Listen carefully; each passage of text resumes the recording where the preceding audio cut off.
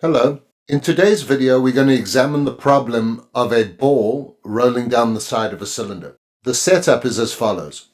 We've got the cylinder that's stationary and lying on its side, which is the green shape. And we put on top of that a ball or a marble, some sort of a sphere, which is depicted in blue. We offset it ever so slightly from the top, and this blue ball begins to run down the side of the cylinder. At some point, the ball is going to fly off the side of it, and we'd like to determine what is that point. This is a classic problem that comes up time and time again. It's a seemingly simple problem because it's a single degree of freedom problem, but there are lots of little places where you can get caught up. I would think this problem is slightly beyond the scope of an introductory class. That said, I think it's invaluable as a teaching tool because I think you're all capable of understanding exactly how to do it, but you've got to be careful in a few parts because it's easy to make a few little careless mistakes here. So upon release, this blue ball will begin to spin, in this case in a counterclockwise direction. Let me add my gravity vector here to make it clear. And we can assume that there's friction between the ball and the cylinder, such that the no-slip condition holds. We'll assume that the ball has a mass m and moment of inertia I. And let's draw our set of axes where the origin is centered on the green cylinder, and let's label it x and y. So the cylinder has a radius. Let's draw that in, and we'll call it R2. And I've drawn this radius in this case from the center of circle to the point of contact between the two objects. And in this case, this line that I've called R2 will form an angle from the vertical of theta 2.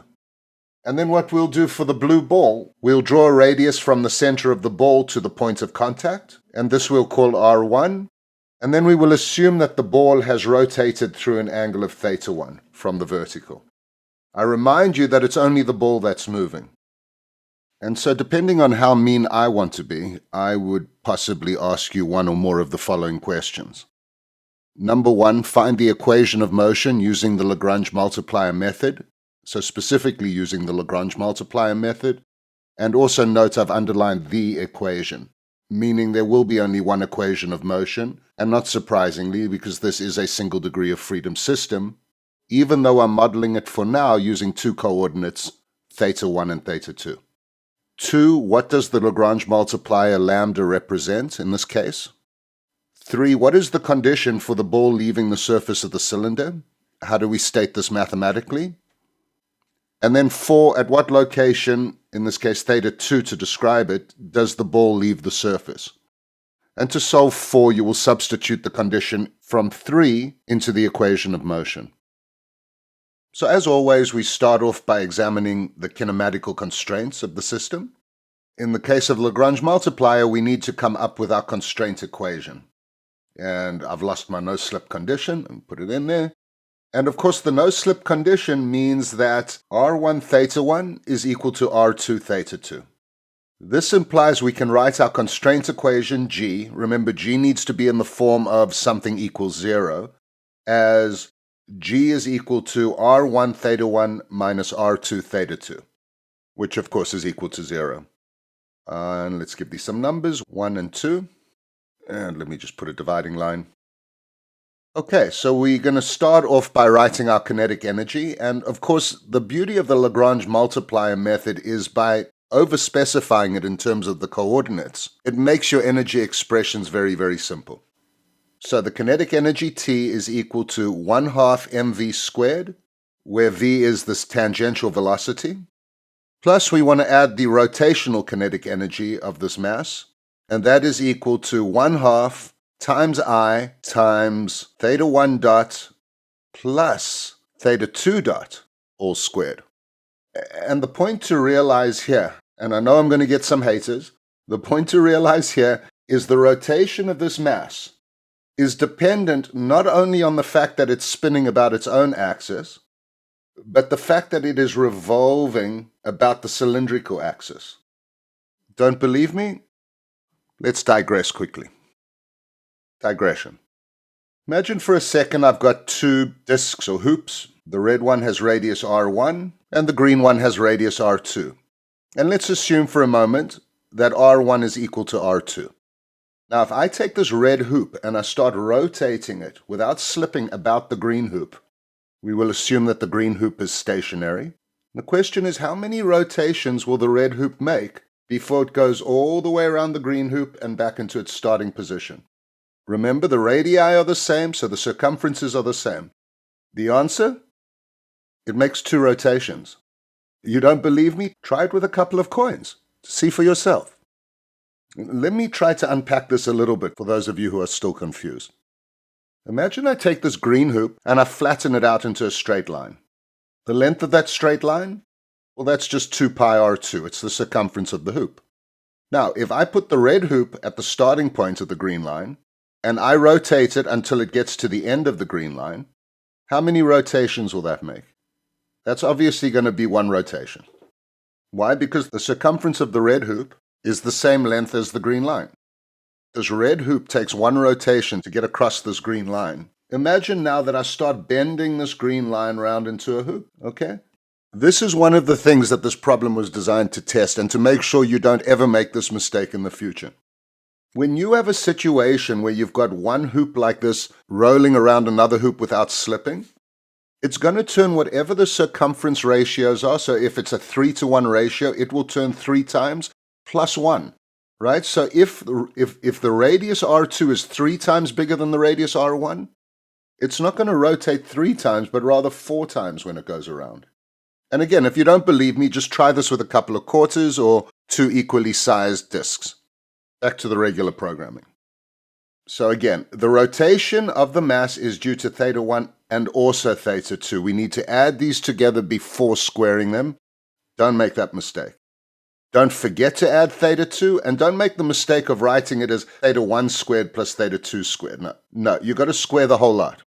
Now, if we examine the translational velocity of this mass, we know that it's just the length of this line here times theta 2 dot. So the length of that line is r1 plus r2 times theta 2 dot. That is the velocity.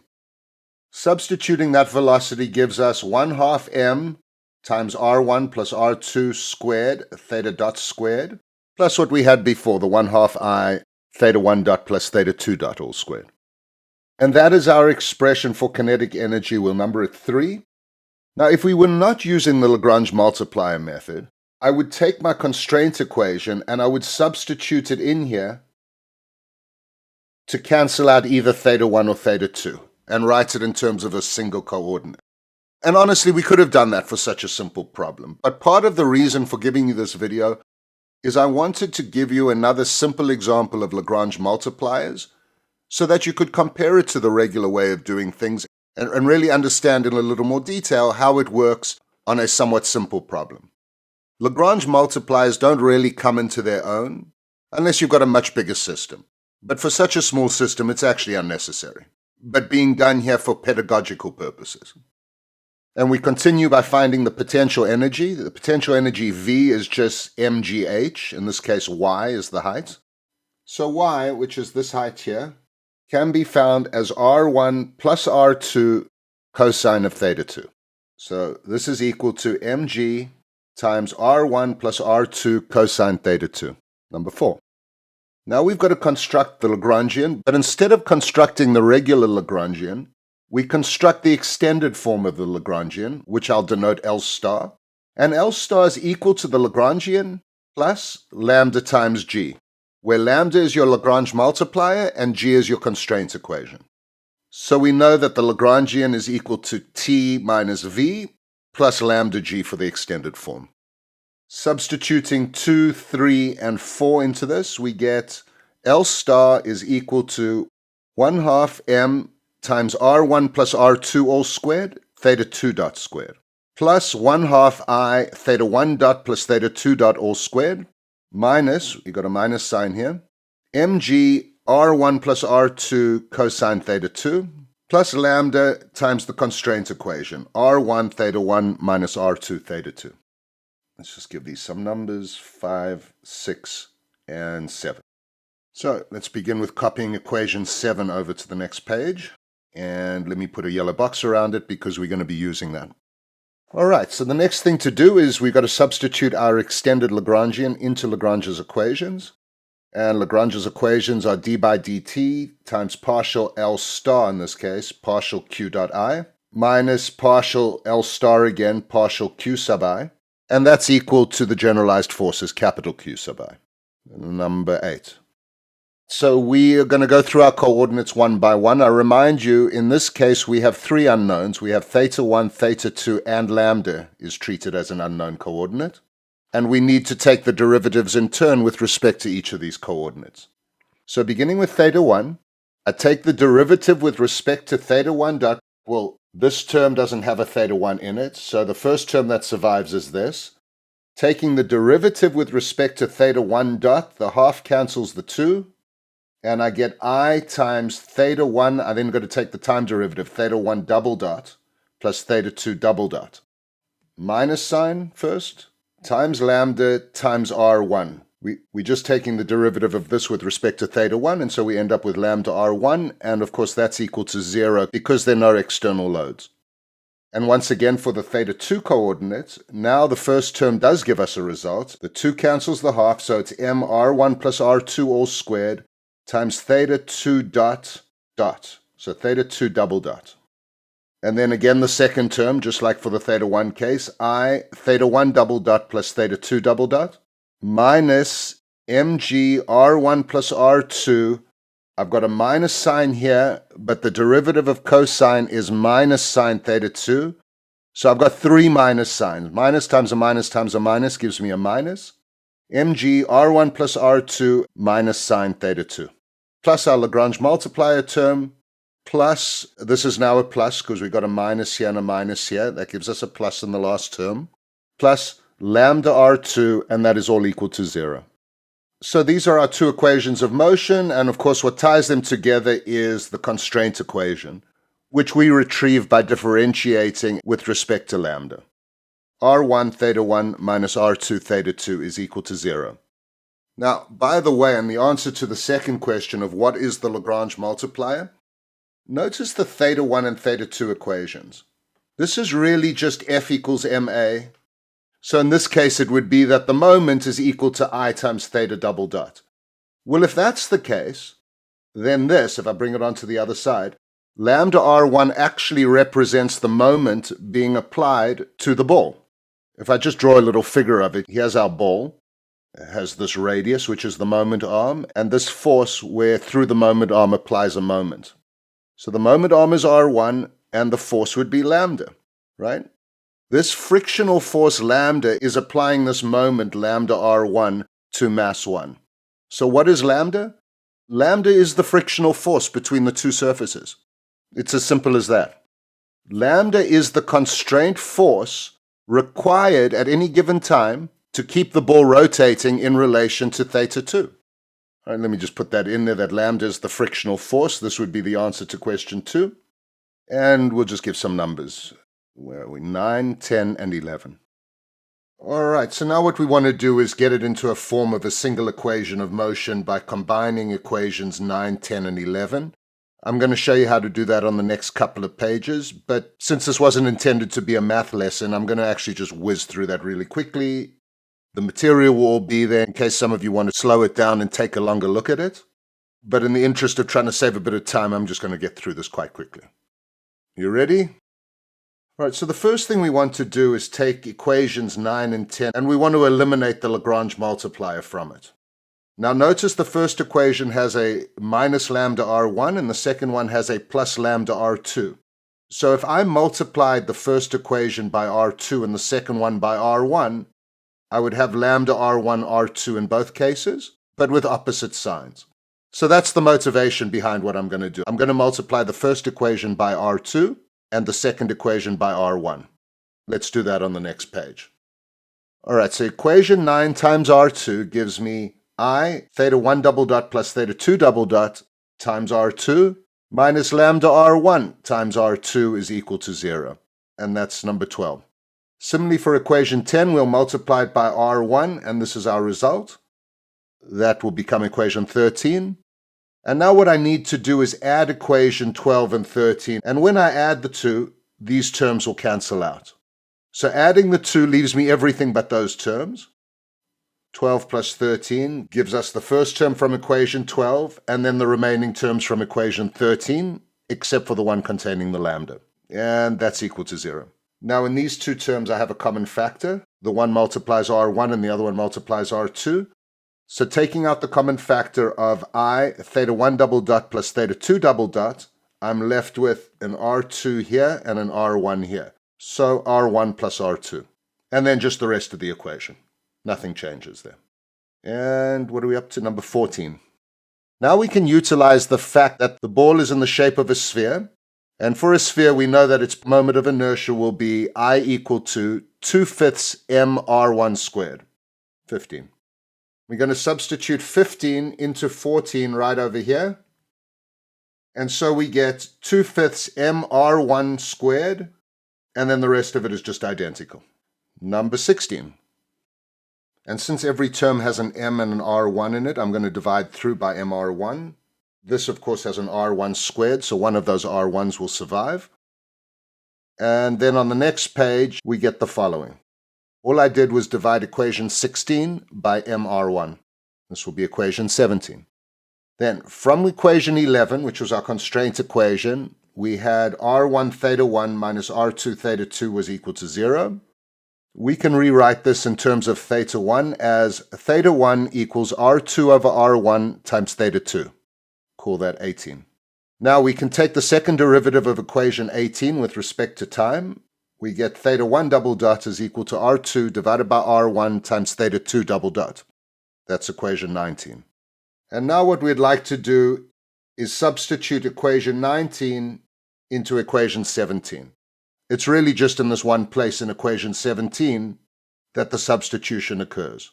So substituting 19 into 17, we get 2/5 r1 times r2 over r1 times theta 2 double dot. That's from this here. And then the rest of it is just exactly as in number 17. Nothing changes.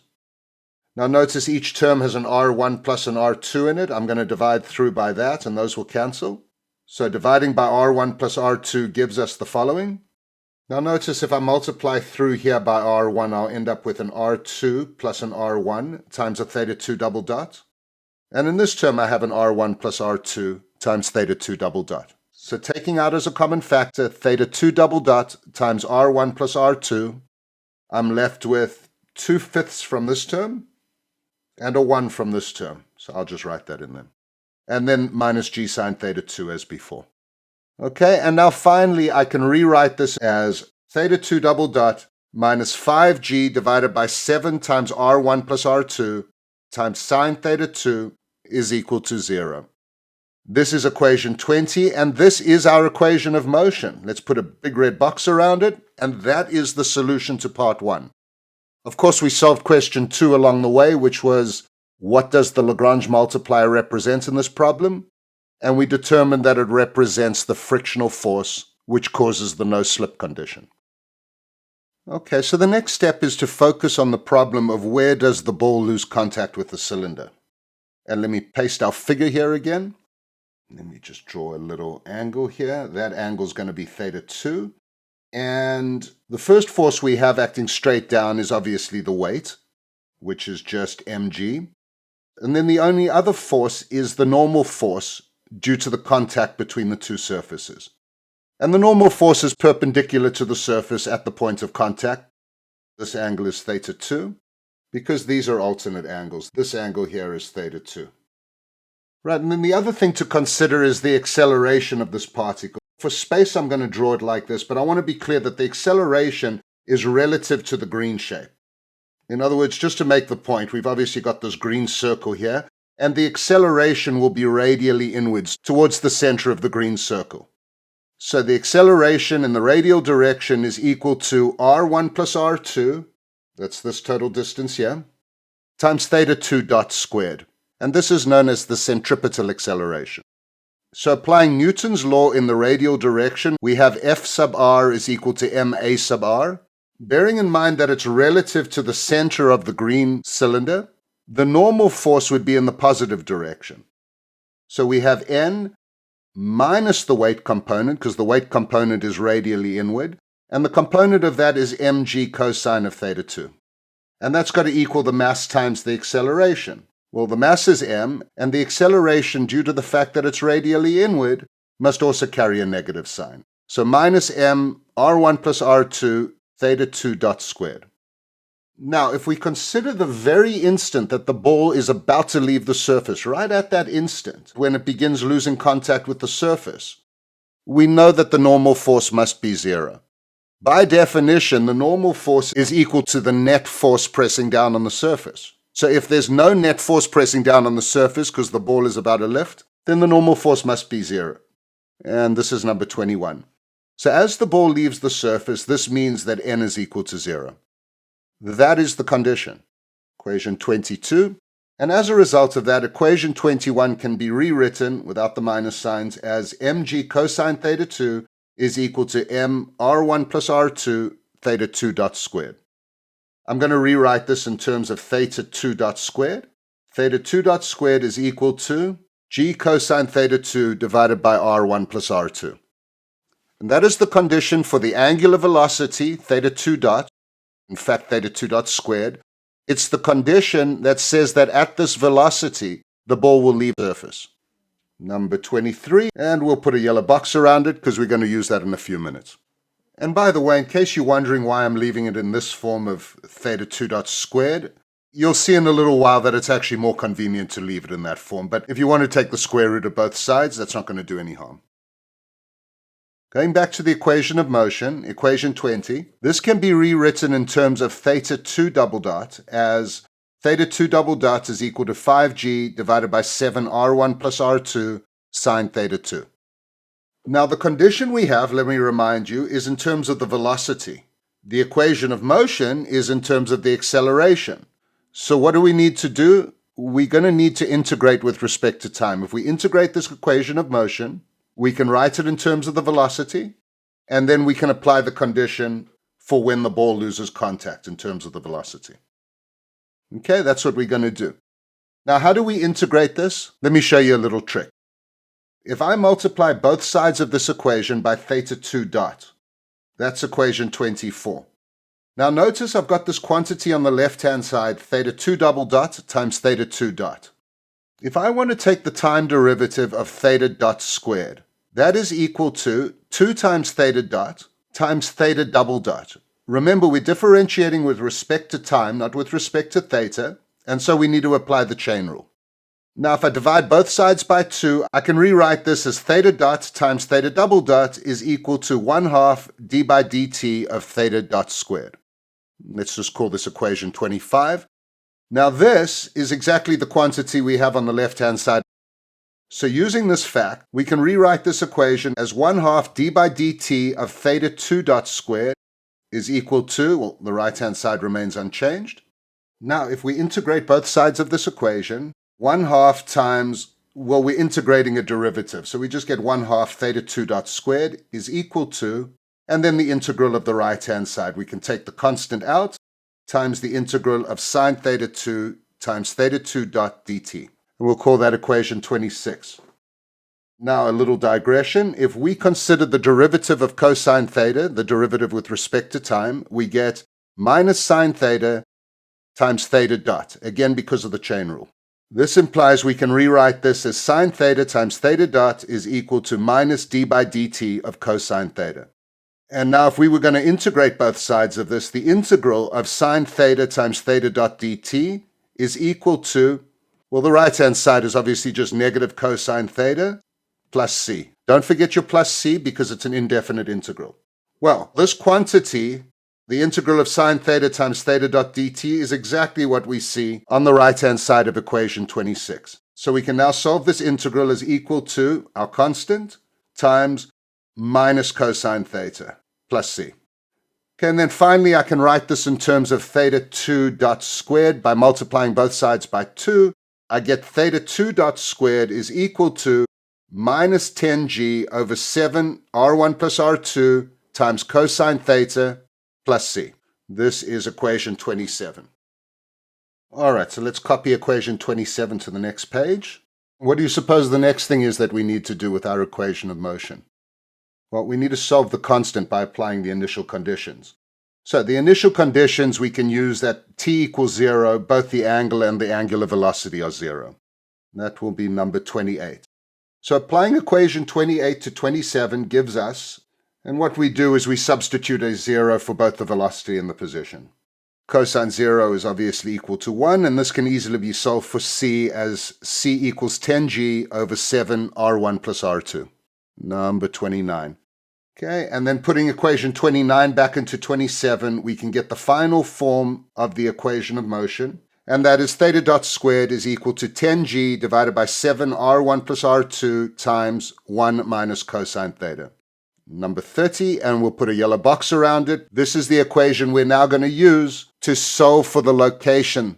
And I've just realized I've left off a 2 here. These cosine thetas should actually all be cosine theta 2s. My bad. Let me just go back and fix that quickly. There we go. So this is our equation of motion in terms of theta 2. And now what do we need to do? We need to substitute our condition for when the ball leaves the surface. That condition is number 23. So we want to substitute 23 into the equation of motion. And notice how I said we would leave it in the form of theta 2 dot squared? Equation 30 is in the form of theta 2 dot squared. All right, so let me copy equation 30 to the next page. And that's the equation of motion. And let me also copy the condition equation 23. This was the condition in terms of the velocity, theta 2 dot squared, where the ball leaves the surface. Let me write that there. That's when the normal force is equal to 0. Substituting equation 23 into 30 just means equating the two of them. So you've got g cosine theta 2 divided by r1 plus r2 is equal to 10g divided by 7r1 plus r2 times 1 minus cosine theta 2. By cancelling the g over r1 plus r2 on both sides, I'm left with cosine theta 2 is equal to 10/7 times 1 minus cosine theta 2. This can easily be solved for cosine theta 2 as 10/17. And then by taking the arc cosine of both sides, I can get theta 2 is equal to 54.0 degrees. And that is the final answer. Equation 31, red box. Before we go, as always, I'm going to go through this really quickly so that it can flow from the top. Okay? What we did is use the method of Lagrange multipliers in order to solve this problem. And the one thing I wanted you to be sure not to forget is when taking into account the rotatory kinetic energy, you must include this plus theta 2 dot. So many people make this mistake. Please don't be another one of them. Now, if we weren't using Lagrange multipliers, what we would have done is taken this relationship between theta 1 and theta 2, and we would have substituted it into our kinetic energy to eliminate theta 1 dot. And under normal circumstances, that's the way we probably would have solved it, other than I wanted to give you another example of using Lagrange multipliers.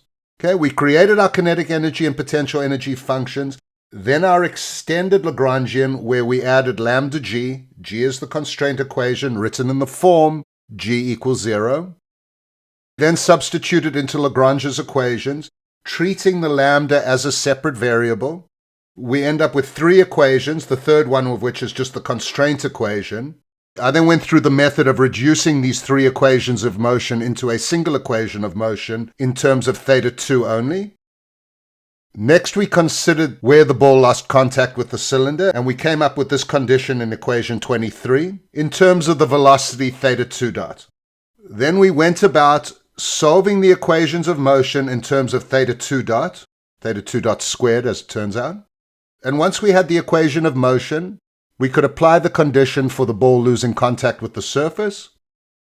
When all is said and done, we found that the angle theta 2 at which the ball left the surface was 54.0 degrees. So that means when theta 2 gets to about there roughly, the ball will lose contact, if that's 54 degrees. Anyway, that's about all I wanted to say about this video. I hope you found something useful in it. If you did and you'd like to support this channel, there are a few ways you could do that. The first is to give us a like. This will help get this video in front of other people like you who might appreciate it. Additionally, you can subscribe to the channel by clicking the subscribe link below and clicking the bell icon to be notified of any new video releases. As always, the notes for this lecture will be available from the download link below. If you have any questions, comments, criticisms for me, I'd love to hear about them in the comments section below. Thank you very much for watching, and I will catch up with you in the next one.